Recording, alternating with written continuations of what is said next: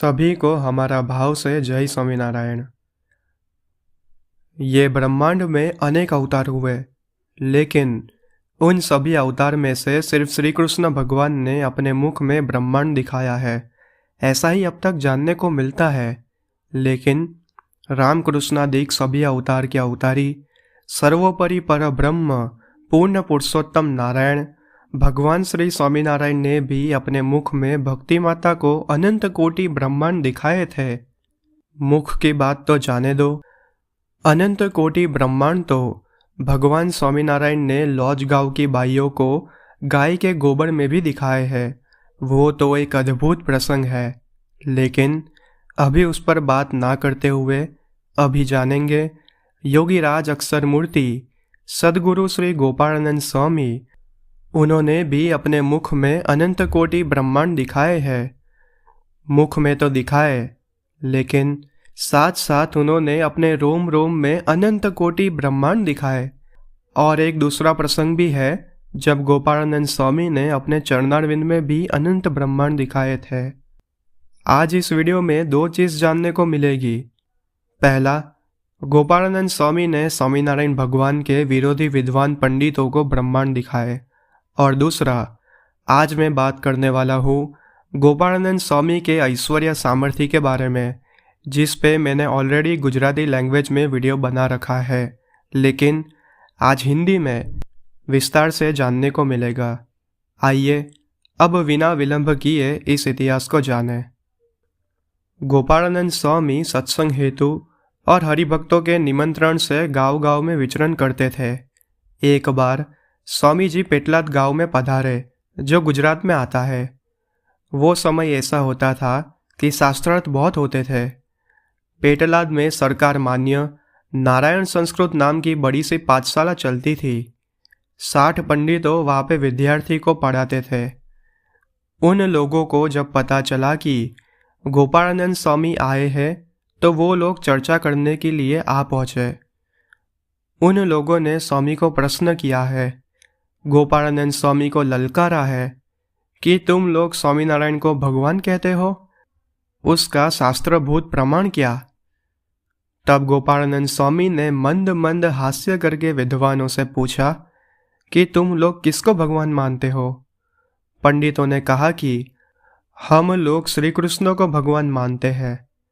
स्वामी ने कहा, बहुत ही अच्छा, और किस प्रमाण से उनको भगवान मानते हो? तब पंडितों बोले, किसी से ना उठाया जाए वैसा गोवर्धन पर्वत उन्होंने तोड़ा और उठाया। आपके स्वामीनारायण ने क्या ऐसा कभी दिखाया है? गोपालानंद स्वामी ने कहा, विद्वानों, यहीं पर तुम लोगों की गलती हो रही है। हनुमान जी और रावण ने तो श्री कृष्णचंद्र से भी बड़े पर्वत तोड़े हैं, और हिरण्यकश्यपु राक्षस ने तो पूरी पृथ्वी उठा ली थी। इसलिए पर्वत तोड़ना वो कोई भगवान होने का लक्षण नहीं है। गोपालानंद स्वामी का उत्तर सुनकर कोई विद्वान कुछ बोल ना सका। फिर उसी विद्वान की टोली में से एक पंडित खड़ा होकर बोला कि श्री कृष्ण ने तो अपनी माता यशोदा को अपने मुख में ब्रह्मांड दिखाया था। ऐसी लीला तो एकमात्र परब्रह्म ही कर सकते हैं। क्या स्वामीनारायण ने ऐसा कुछ करके दिखाया है? गोपालानंद स्वामी ने कहा, स्वामीनारायण भगवान ने तो एक ब्रह्मांड नहीं, एक बार नहीं, एक दो को नहीं, अनेक ब्रह्मांड, अनेक बार और अनेक लोगों को दिखाया है। लेकिन ये सब तुम लोग जानते ही कहा हो। अरे इतना ही नहीं, स्वामीनारायण भगवान ने तो लॉज गांव की बहनों को गाय के गोबर के नीचे भी ब्रह्मांड दिखाया है। पंडितों बोले कि वो बात हम नहीं मानते। तब स्वामी ने कहा, ठीक है, तो मेरी ओर देखो सब। और फिर गोपालानंद स्वामी ने अपने में से दिव्य तेज पुंज निकाली। शीतल, शांत और अपार दिव्य तेज देखकर विद्वानों तो स्तब्ध हो गए। फिर गोपालानंद स्वामी ने अपना मुख खोला और शास्त्रियों ने मुख में देखा। तब साव कासे सहित 14 लोके सहित पूरा ब्रह्मांड और पूरी ब्रह्मांड की रचना दिखी।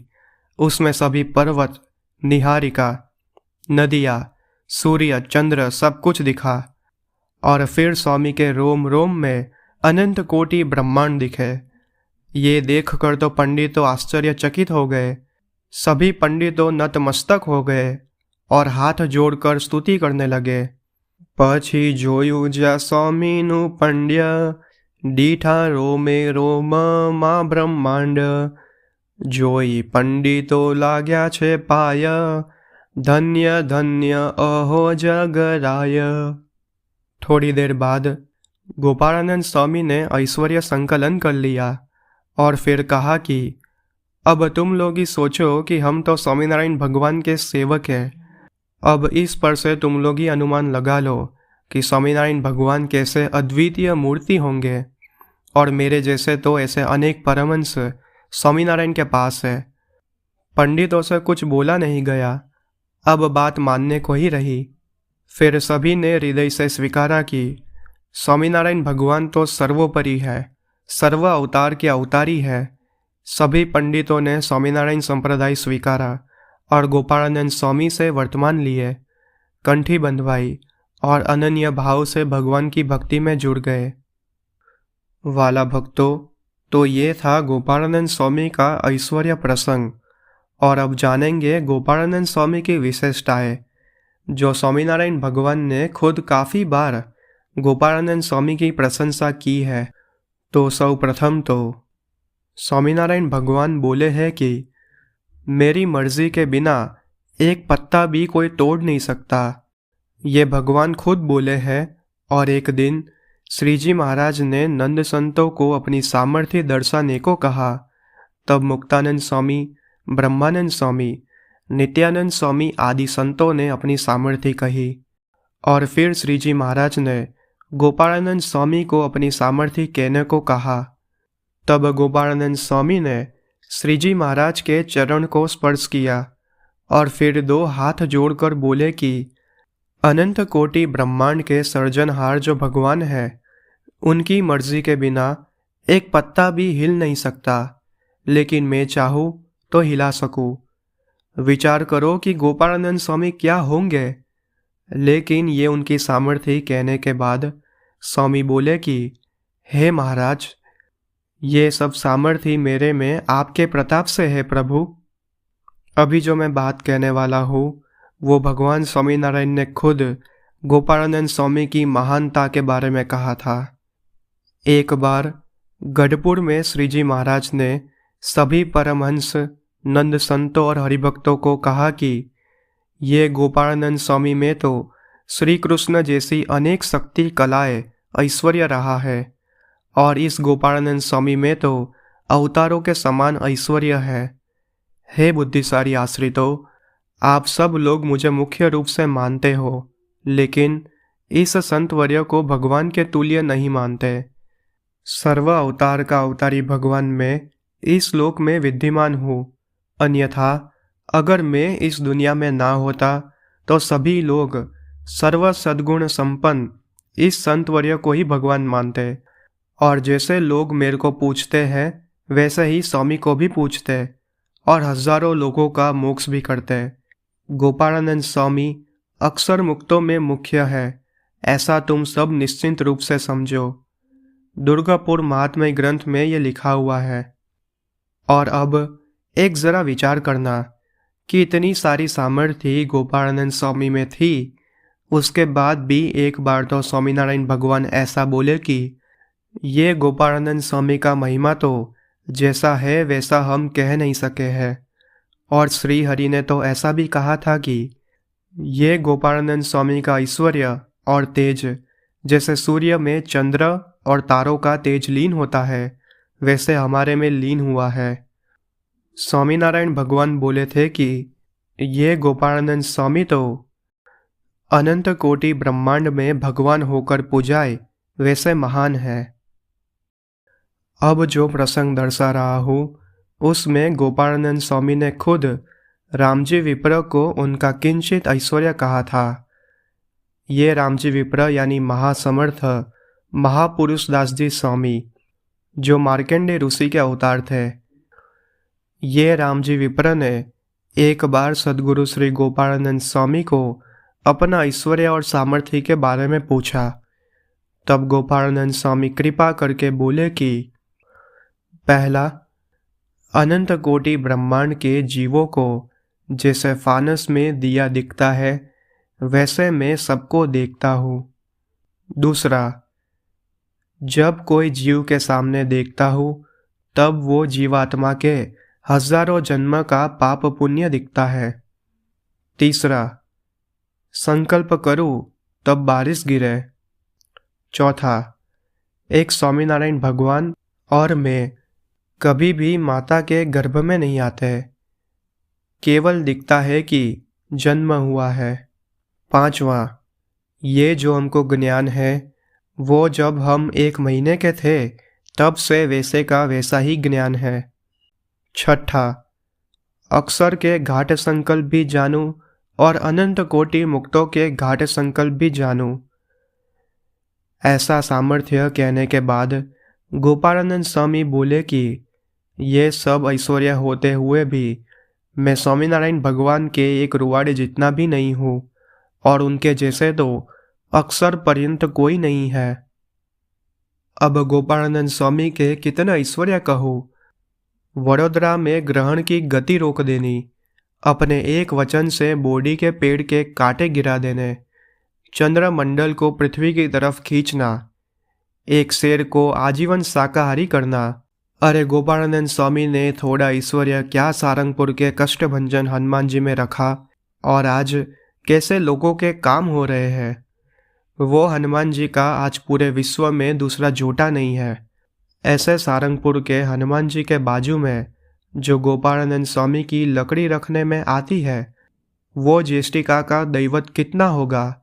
अगर वो जानना हो तो डिस्क्रिप्शन बॉक्स में सारंगपुर हनुमान जी हिस्ट्री की लिंक रखी है। सद्गुरु गोपालानंद स्वामी ने इस श्लोक में प्रकट होकर किए हुए अलौकिक दिव्य चरित्रों और पर्चा प्रसंगों का अंत नहीं है। सर्वोपरि भगवान स्वामीनारायण अगर इस श्लोक में प्रकट ना होते और ऐसे महा अनादि मुक्त अगर अकेले ही आते तो भगवान के बड़े अवतार या फिर पूर्ण पुरुषोत्तम नारायण की तरह प्रख्यात होके पूजाते, ऐसा कहना अतिशयोक्ति नहीं है। क्योंकि भगवान स्वामीनारायण ने भी वचनामृत में कहा है कि जब अक्षरधाम के अक्षर मुक्त जब भगवान की इच्छा से कोई ब्रह्मांड में जाते हैं तब वो भी पुरुषोत्तम नारायण की तरह पूजाते हैं। गोपालानंद स्वामी का महिमा अगर रात दिन गा ले, अरे जीवन पर्यंत गा ले, फिर भी उनके ऐश्वर्य पर्चा प्रसंगों का माप नहीं निकल सकता। स्वामी के बालपन से लेकर अक्षरधाम गमन तक उन्होंने इतने पर्चे प्रसंग दिखाए हैं कि ऐश्वर्य का धोध वर्षा दिया था। इतना कहकर पूरे वीडियो के बाद एक ही चीज़ मुँह से निकलती है, स्वामीनारायण भगवान जैसे कोई भगवान नहीं, वैसे ही गोपालानंद स्वामी जैसा ना इस भूतल पर कोई हुआ है और ना ही कोई होगा। परम धाम अक्षरधाम में विराजमान पर ब्रह्म पूर्ण पुरुषोत्तम स्वामीनारायण भगवान के साथ आने वाले इस महा अनादि मुक्त की सदा जय हो, जय हो, जय हो। दर्शक मित्रों, वीडियो की डिस्क्रिप्शन में मैंने एक प्लेलिस्ट का लिंक रखा है जिसमें सभी गोपालानंद स्वामी के ऐश्वर्य रिलेटेड वीडियोस वहाँ पे ऐड किए हैं, तो सभी उसका लाभ ज़रूर लेना। और अगर ये वीडियो पसंद आया हो तो लाइक करना और सभी हरिभक्तों को शेयर करना ताकि वो लोग भी इस वीडियो का लाभ ले सके। और इस चैनल को सब्सक्राइब करके बेल आइकन को ऑन कर लेना ताकि भविष्य में जो वीडियो रखने में आए वो आपको प्राप्त हो।